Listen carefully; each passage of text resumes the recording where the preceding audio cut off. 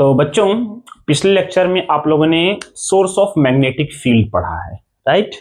अब हम यहाँ पे पढ़ेंगे कि मैग्नेटिक फील्ड अगर कहीं पर क्रिएट हुआ है तो उसका डायरेक्शन क्या होगा। ठीक है, तो चलिए देखते हैं कि मैग्नेटिक फील्ड का डायरेक्शन कैसे निकालते हैं। Direction of magnetic field.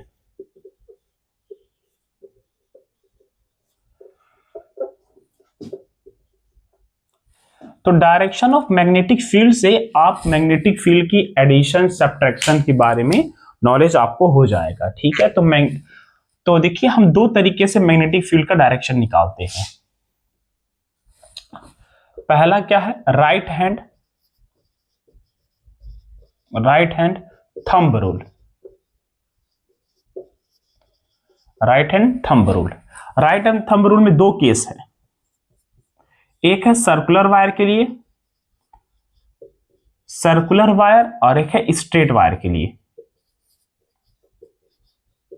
Circular wire के लिए राइट हैंड थंब रूल हम लोग अलग तरीके से लगाते हैं और स्ट्रेट वायर के लिए राइट हैंड थंब रूल हम लोग अलग से लगाते हैं।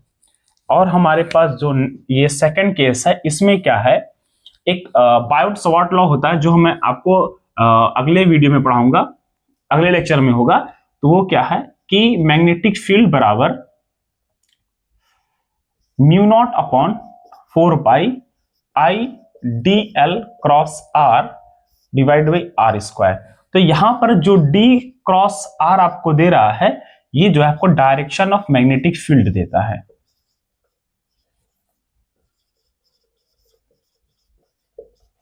Magnetic field. तो सबसे पहले हम लोग देखेंगे राइट हैंड थंब रूल में सर्कुलर वायर और स्ट्रेट वायर का। तो समझिए कैसे। सर्कुलर वायर में क्या है, right hand thumb rule for circular wire.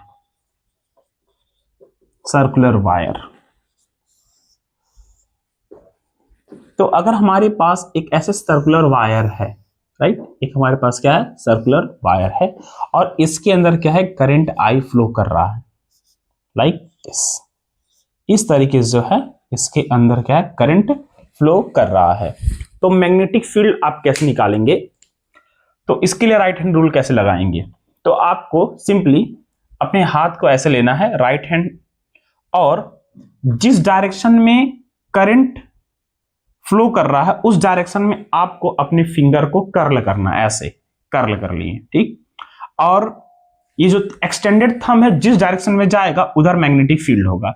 यानी कि मेरा थंब क्या है, ये इनवर्ड डायरेक्शन शो कर रहा है, तो इनवर्ड को हम लोग जो है क्रॉस से शो करते हैं, यहां पर क्रॉस, यानी कि मैग्नेटिक फील्ड यहां पर जो है अंदर की तरफ होगा। यहां पर क्या है, अंदर की तरफ होगा, इस बोर्ड के अंदर की तरफ जा रहा मैग्नेटिक फील्ड ऐसे, ठीक। मैग्नेटिक फील्ड ऐसे है, इस तरीके से अंदर की तरफ जा रहा है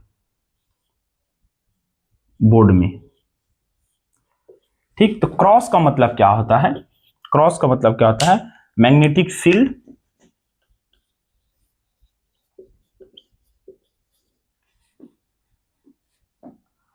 परपेंडिकुलर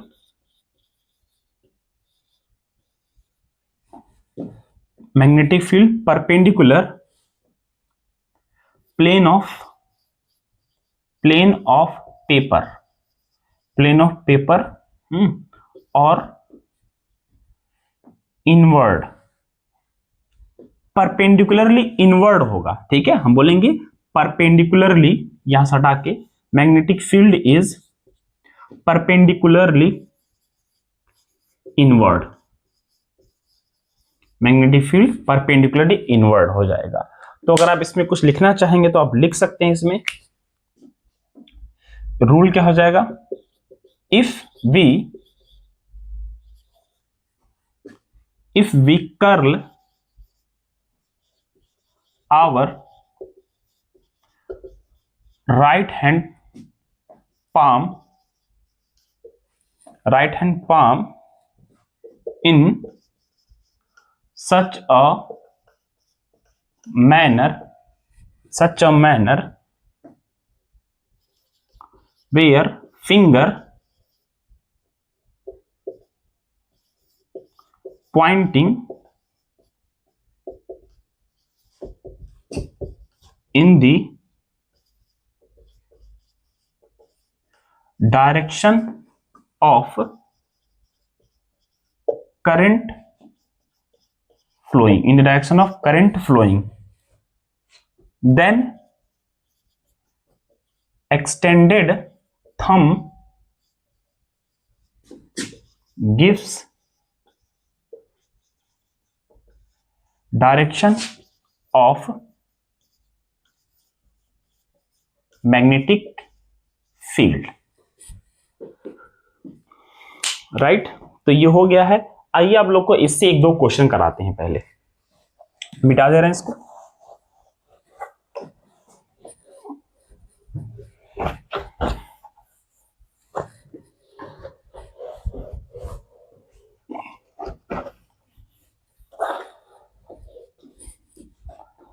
तो क्वेश्चन हमारे पास क्या है, क्वेश्चन नंबर 1 क्या है, ये देखिए। हमारे पास ऐसे एक सर्कुलर वायर है, ठीक है, रिंग है, एक रिंग है ऐसे, जो कि अंदर की तरफ है। इसके अंदर करंट क्या है, क्लॉकवाइज है। करंट कैसा है इसके अंदर, क्लॉकवाइज। तो अब बताइए यहां पर मैग्नेटिक फील्ड कैसा होगा, यहां पर मैग्नेटिक फील्ड कैसा होगा, पॉइंट ए पर और पॉइंट बी पर मैग्नेटिक फील्ड का डायरेक्शन कैसे होगा। तो आपको सिंपली क्या करना है, अपने हैंड को कर्ल कर लेना ऐसे, ठीक है, और वायर में करंट जिस डायरेक्शन में फ्लो कर रहा है उस डायरेक्शन में आप रख दीजिए ऐसे। तो मैग्नेटिक फील्ड इधर की तरफ जाएगा, इधर, ठीक है, इधर मैग्नेटिक फील्ड आएगा। ऐसे लिखेंगे, मैग्नेटिक फील्ड जो है इस डायरेक्शन में है, ठीक। ये जो है प्लेन ऑफ पेपर के पैरेलल में है। अगर मैं इसको एक्स एक्सिस और वाई एक्सिस कर दूं, तो अगर ये वाई एक्सिस है और ये क्या है, एक्स एक्सिस है, और ये क्या है, वाई एक्सिस है, ठीक, और ये क्या है, जेड एक्सिस है। तो यहां पर जो मैग्नेटिक फील्ड है, मैग्नेटिक फील्ड क्या है, नेगेटिव एक्स एक्सिस में होगी,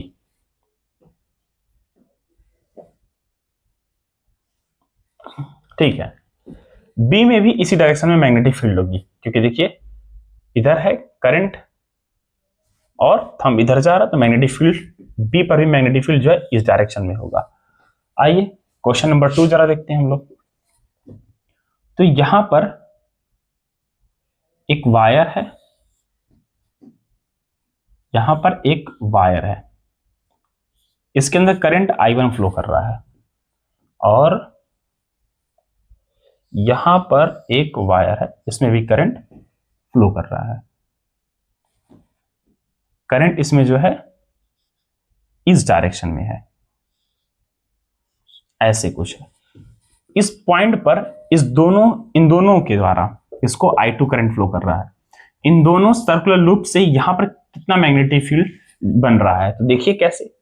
तो अगर हम देखें, करंट इधर है, करंट क्या है, ये ऐसे ऐसे, ठीक। तो अगर मैंने ऐसे किया, मतलब कि ये जो रिंग है, ये सर्कुलर जो लूप है, ये ऐसे निकला हुआ है, ठीक, और करंट ऐसे फ्लो कर रहा है, तो ये मैग्नेटिक फील्ड इस डायरेक्शन में आ जाएगा, मैग्नेटिक फील्ड इस डायरेक्शन में आ जाएगा। इसका B1 बोल देते हैं, और इसका अंदर की तरफ है, तो लीजिए थंब ऊपर गया, तो मैग्नेटिक फील्ड B2 ऊपर गया, और दोनों के बीच में 90 डिग्री एंगल है। तो अब नेट मैग्नेटिक फील्ड क्या होगा, रिजल्टेंट इस डायरेक्शन में होगा, ये हो जाएगा बी नेट। बी नेट को निकालने का तरीका क्या हो जाएगा, B1 का स्क्वायर और B2 का स्क्वायर। इस तरीके से जो है आप मैग्नेटिक फील्ड निकालेंगे और उसके डायरेक्शंस को भी निकालेंगे आप। और एक बात मैं बताऊं, अगर आपको एक क्वेश्चन आपके मन में होगा, क्या ये जो कंटेंट है जेईई मेन और नीट के लिए सफिशिएंट है, तो बच्चों आप आंख बंद करके भरोसा कर सकते हैं, इतना कंटेंट आपके लिए सफिशिएंट है, ठीक।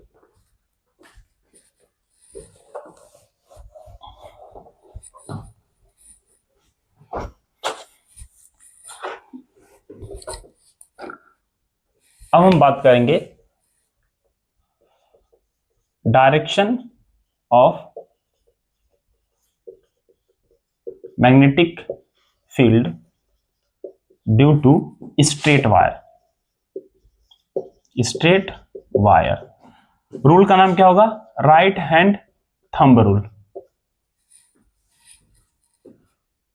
Right hand thumb rule same उसके लिए भी है। तो ये रूल क्या कहता है कि अगर एक स्ट्रेट वायर है, इसके अंदर करंट आई फ्लो कर रहा है, इस पॉइंट पी पर मैग्नेटिक फील्ड कैसा होगा, इसका डायरेक्शन क्या होगा अपने प्लेन ऑफ पेपर के रिस्पेक्ट में। तो इसमें राइट हैंड रूल कैसे लगाते हैं? तो अगर एक स्ट्रेट वायर है, स्ट्रेट वायर को आप ऐसे ग्रैब कर लीजिए, ऐसे जो है इसको ग्रैब कर लेना है, ठीक। यहां पर क्या है, चेंज हो जाएगा, ये जो थंब होगा जिस, और आपको ऐसे ग्रैब करना है कि जो थंब है वो करंट के डायरेक्शन में जाए, ठीक। और ये जो कर्ल फिंगर है ये मैग्नेटिक फील्ड का डायरेक्शन देगा। तो अगर ये वायर को मैं ऐसे ग्रैब कर लेता हूं और थंब मेरा ऊपर गया और फिंगर जिधर जाएगा उधर मैग्नेटिक फील्ड, यानी फिंगर मेरा अंदर की तरफ जाएगा तो यहां पर मैग्नेटिक फील्ड अंदर की तरफ बनेगा, क्रॉस बोलेंगे इसको। क्रॉस का मतलब क्या होता है? Inward magnetic field. Inward magnetic field. चलिए देखते हैं अब। तो हम क्या लिखेंगे? If we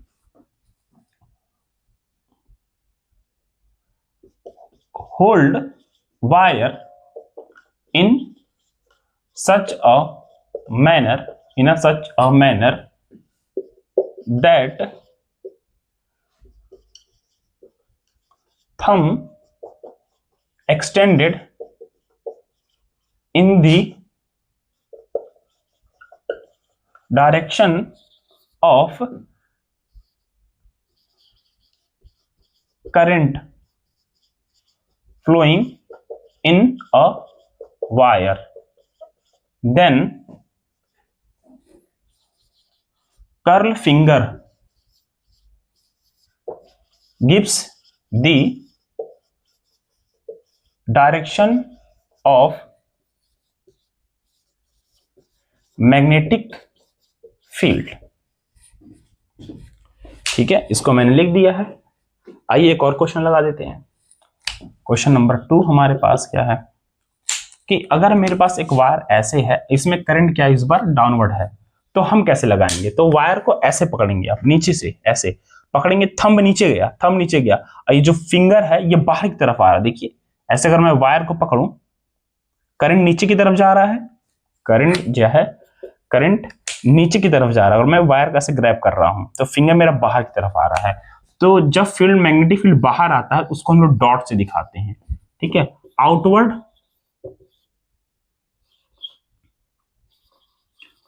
magnetic field, outward magnetic field. तो अब मैं आपको थोड़ा सा मिक्स क्वेश्चन देने वाला हूं, स्ट्रेट वायर और सर्कुलर वायर को मिला करके। इसको आप नोट कर लीजिए।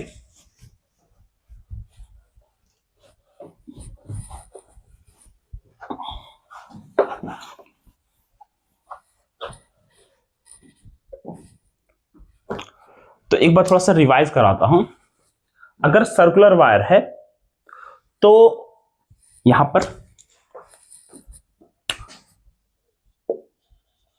सर्कुलर वायर और straight wire, straight wire, finger current show करेगा, ठीक है। फिंगर जो इसमें करंट शो करेगा, और थंब जो है वो मैग्नेटिक फील्ड को शो करेगा। स्ट्रेट वायर में क्या है, थंब जो है मैग्नेटिक फील्ड देगा, सॉरी थंब जो है वो करंट देगा, आई करंट को शो कर रहा है, ठीक। और फिंगर जो है मैग्नेटिक फील्ड बी को शो कर रहा है। तो दोनों में थोड़ा सा अंतर है। Right hand thumb rule circular wire के लिए, right hand thumb rule straight wire के लिए, दोनों में क्या है, अलग अलग। चलिए यहां पे एक क्वेश्चन देते हैं दोनों को मिला करके।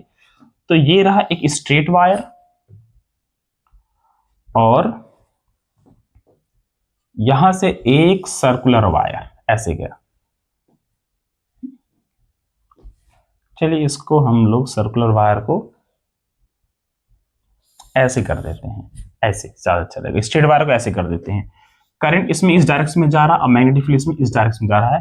तो इस पॉइंट पर मैग्नेटिक फील्ड किधर जाएगा? इसमें करंट I1 है, इसके अंदर करंट I2 है।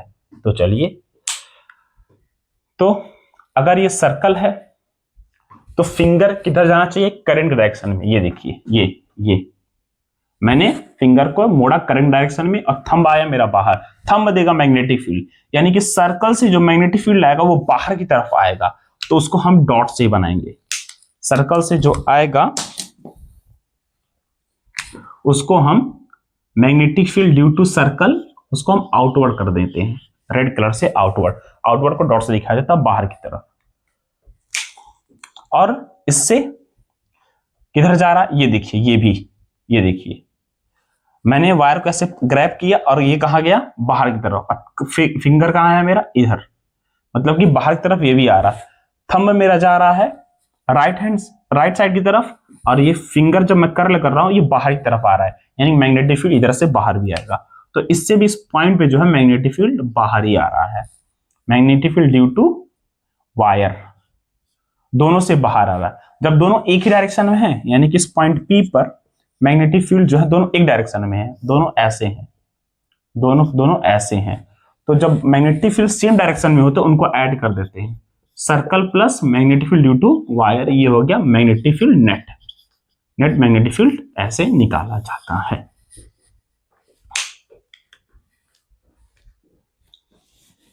मिटा दे रहे हैं, नोट कर लीजिए।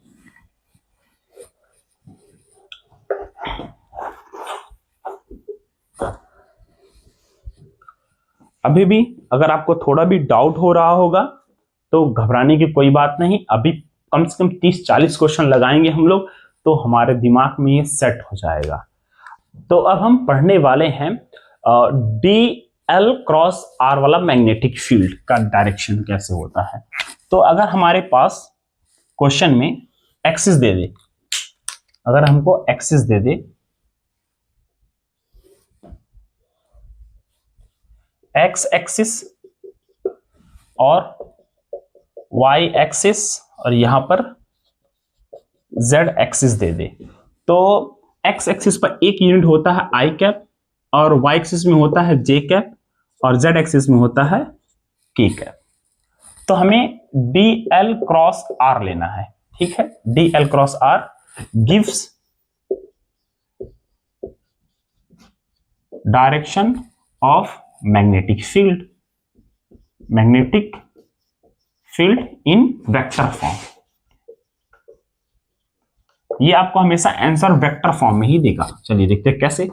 तो सपोज करते हैं कि हमारे पास जो है यहां पर y एक्सिस में एक वायर है, y एक्सिस में क्या हमारे पास एक वायर है, ऐसे, ये लीजिए, ये वायर है।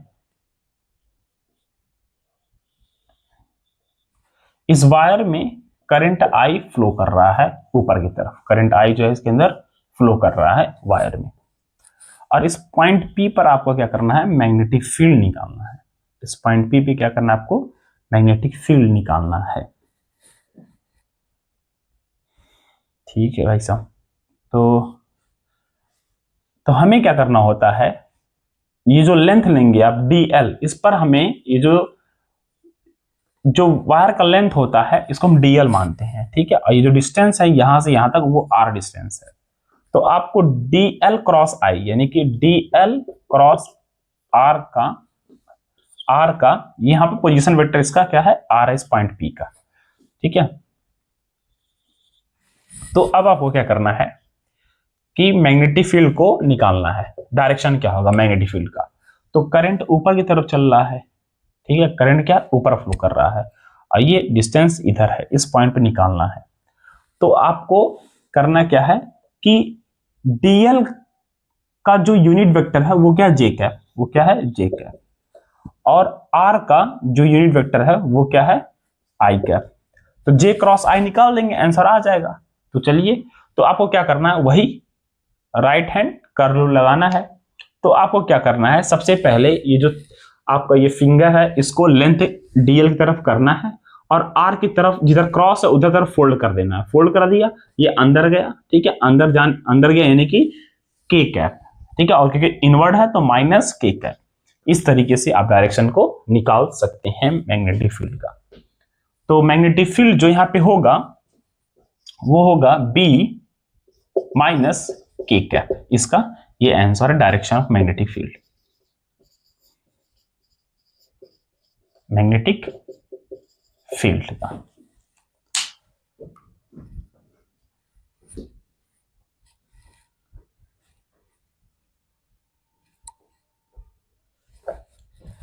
मिटा दे रहा हूं बच्चों, अब इसको नोट कर लीजिएगा। मैग्नेटिक फील्ड कैसे क्रिएट होता है उसको पढ़ लिए हम लोग, और मैग्नेटिक फील्ड का डायरेक्शन कैसे पता करते हैं वो भी हम पढ़ लिए। अब पता करना है मैग्नेटिक फील्ड का मैग्नीट्यूड कैसे निकालना है ना। तो अब स्टार्ट करते हैं उसको। इसके लिए हम पढ़ेंगे बायोट सवार्ट लॉ, ठीक है। अब पढ़ेंगे हम लोग Biot Savart law. Biot Savart law, ये कैसा लॉ है? बायोट सवार्ट लॉ, डार्क कर देता हूं बच्चों, बायोट सवार्ट लॉ। तो this law tell us magnitude and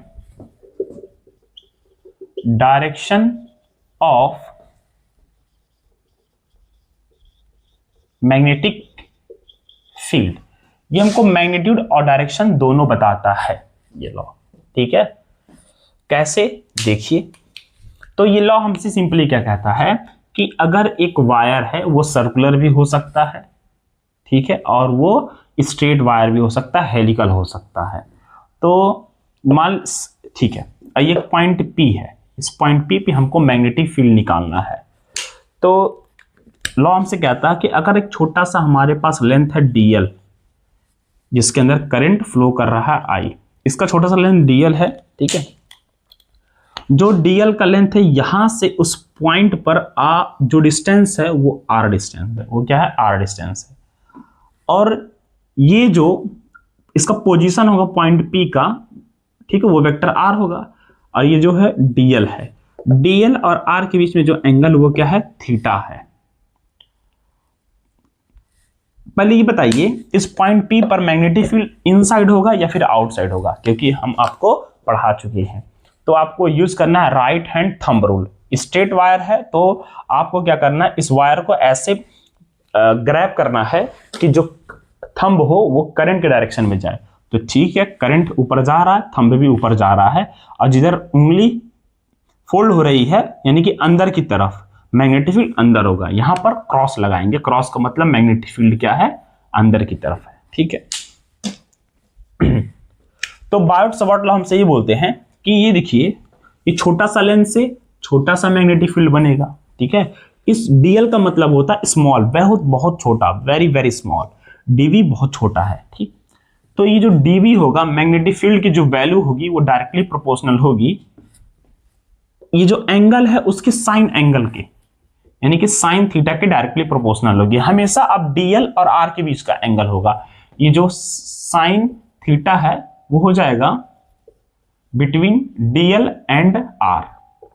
dl and r के बीच का जो एंगल होता है वो साइन एंगल। ये हमारे पास आ गया पहला इक्वेशन इनका। दूसरा क्या कहते हैं, मैग्नेटिक फील्ड उतना ज्यादा होगा जितना ज्यादा इस वायर के अंदर करंट फ्लो करेगा। तीसरी पॉइंट क्या है कि मैग्नेटिक फील्ड जितना ज्यादा लेंथ होगा, मैग्नेटिक फील्ड भी उतना ज्यादा होगा। ये सेकंड है और ये क्या है? थर्ड है। और जो फोर्थ है जिसको हम लोग बोलते हैं इस इनवर्स स्क्वायर लॉ, इन्होंने कहा कि डिस्टेंस को आप जितना बढ़ाएंगे, ठीक है, मैग्नेटिक फील्ड उसके स्क्वायर टाइम डिक्रीज होगा, यानी कि इनवर्सली प्रोपोर्शनल है इनके बीच की जो दूरी है उसके स्क्वायर के, यानी कि 1/r²। इसको बोलते हैं इनवर्स स्क्वायर लॉ। ये अपना फोर्थ इक्वेशन, इसको बोलते हैं इनवर्स स्क्वायर लॉ, ठीक है। अब यहां के इनको मिलाएंगे तो dv directly proportional to I dl sine theta over R square. तो ये आ गया है यहां से। अब यहां से अगर आप ये प्रोपोर्शनलिटी कांस्टेंट हटाएंगे तो हमको मिलेगा डीवी बराबर K D L sine theta I D L sine theta by R square. ये आ गया। फिर बाद में के की वैल्यू आई, के की वैल्यू कितना आया, म्यू नॉट अपॉन 4 पाई। ठीक, म्यू नॉट अपॉन 4 पाई है। थोड़ा सा अभी हम आगे इसके बारे में डिस्कस करेंगे, जहां पे म्यू नॉट को बोलते हैं permeability of free space, permeability of free space इसको बोलते हैं। ठीक है, इसको आप नोट कर लीजिए ताकि हम फॉर्मूला को और अच्छे से बनाएं।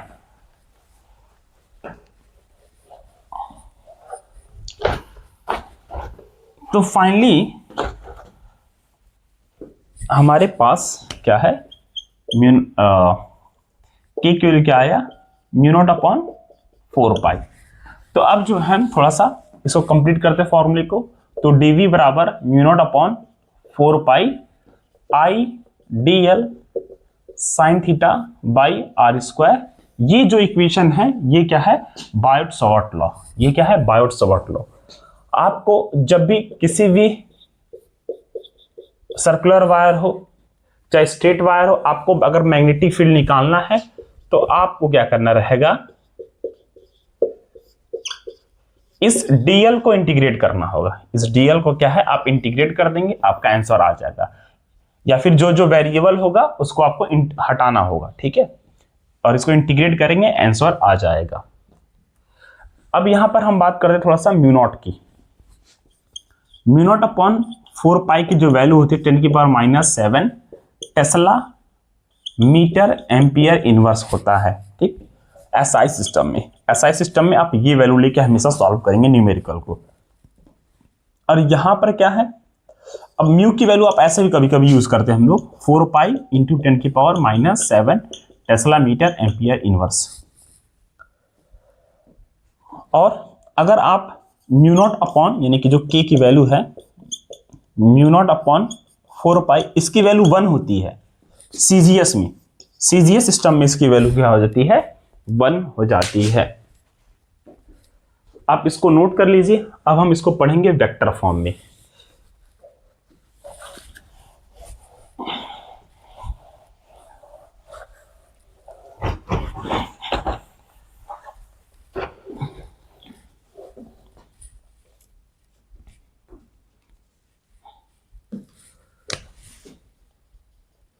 Vector form of Biot-Savart law.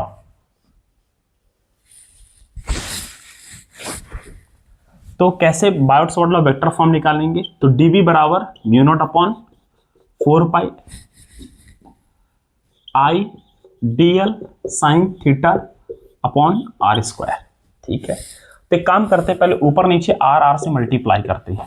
तो हमें मिलेगा mu naught upon 4 pi I D L R sine theta, और नीचे मल्टीप्लाई होके हो जाएगा आर क्यू।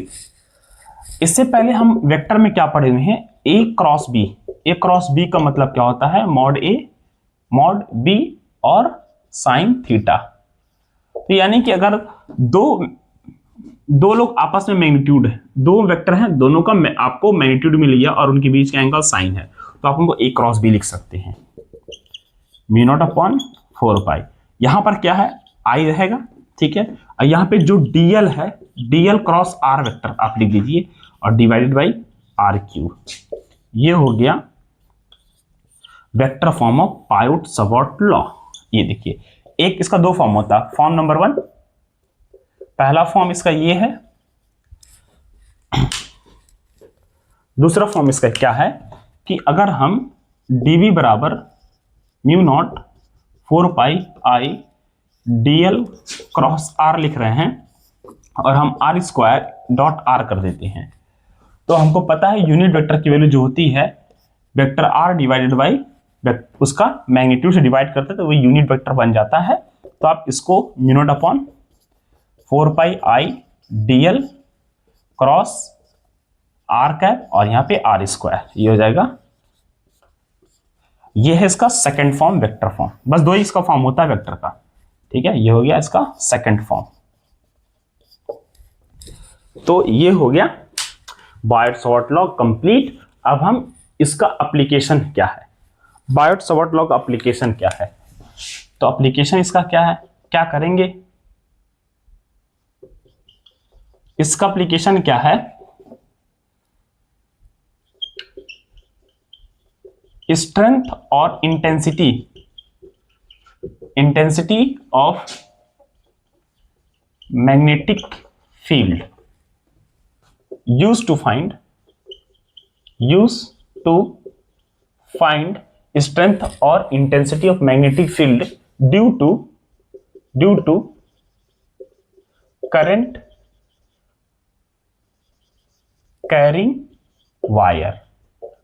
अब ये जो वायर है ये सर्कुलर भी हो सकता है, ठीक, उसके अंदर करंट आई फ्लो करेगा। ये स्ट्रेट भी हो सकता है, स्ट्रेट में इनफाइनाइट लेंथ का हो सकता है, इनफाइनाइट लेंथ का हो सकता है, और यहां पर हेलिकल भी हो सकता है।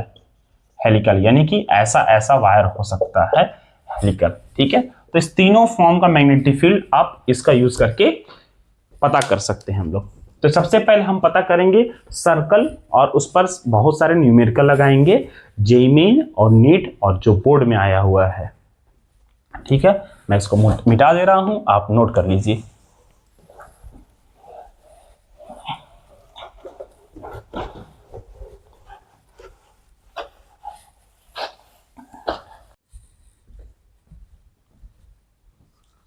तो बच्चों क्वेश्चन कुछ ऐसा है, जरा देखिए क्वेश्चन क्या है। क्वेश्चन ये है कि हमारे पास एक सर्कल है जिसके अंदर करंट आई फ्लो कर रहा है, ठीक है, और करंट आई फ्लो कर रहा है वो 5 एम्पियर है, ठीक है, 5 एम्पियर है, और वो क्लॉकवाइज है। कैसा है, क्लॉकवाइज है, ठीक। और इसका जो रेडियस है वो कितना है, 2 सेंटीमीटर इसका रेडियस है। इस सेंटर पे मैग्नेटिक फील्ड हमसे पूछ रहा है, मैग्नेटिक फील्ड और डायरेक्शन। तो ठीक है, हमने फॉर्मूला क्या पढ़ा है, magnetic field at the centre of circular wire. तो हमने पढ़ा है μ0 I/2R पढ़ा हुआ है। तो ये जो 2 सेंटीमीटर को पहले कन्वर्ट कर देंगे, 2 × 10⁻², ये मीटर में आ गया, करंट ऑलरेडी है। अब ये देखिए मैग्नेटिक फील्ड लूप जो है इस डायरेक्शन में है, फिंगर मेरा इधर जा रहा है, थंब अंदर जाएगा, तो मैग्नेटिक फील्ड तो पहली बात तो इनवर्ड है, ठीक है, परपेंडिकुलरली इनवर्ड हो गया है। μ0 की वैल्यू, अच्छा आपको मैंने बताया था μ0/4π की वैल्यू होता है 10⁻⁷। तो μ0 की वैल्यू कितना हो जाएगा, 4π × 10⁻⁷ टेस्ला मीटर एम्पियर इनवर्स, ठीक है। तो μ0 की वैल्यू हो जाएगा यहाँ से 4π × 10⁻⁷। आई की वैल्यू कितना दिया, 5, 2, आर की वैल्यू कितना दिया यहाँ पर, 2 × 10⁻² टेस्ला। इतना मैग्नेटिक फील्ड सेंटर पे आ जाएगा, ठीक है। और मैग्नेटिक फील्ड का डायरेक्शन क्या हो जाएगा, अगर आपसे कोई डायरेक्शन पूछेगा तो आप बताएंगे क्रॉस, ठीक है, इनवर्ड इसका डायरेक्शन है, इनवर्ड प्लेन ऑफ पेपर, ठीक है। इसको आप सॉल्व कर लीजिएगा, ठीक, कोई दिक्कत है नहीं इसमें। 2 से 2 कैंसिल, ठीक है, ये क्या हो जाएगा, 4 से 4 कैंसिल। तो यहाँ पे हमारे पास आ गया क्या, 5π × 10⁻⁻², ये ऊपर जाएगा -5 टेस्ला, ठीक है। तो ये आंसर आ गया मैग्नेटिक फील्ड का। अब यहाँ से हम पढ़ेंगे magnetic field due to infinite long straight wire, ठीक है। इनफाइनाइट लेंथ का है उसका मैग्नेटिक फील्ड, उसका वायर का लेंथ इनफाइनाइट है, और हमको मैग्नेटिक फील्ड निकालना उसके अगल बगल, ठीक है।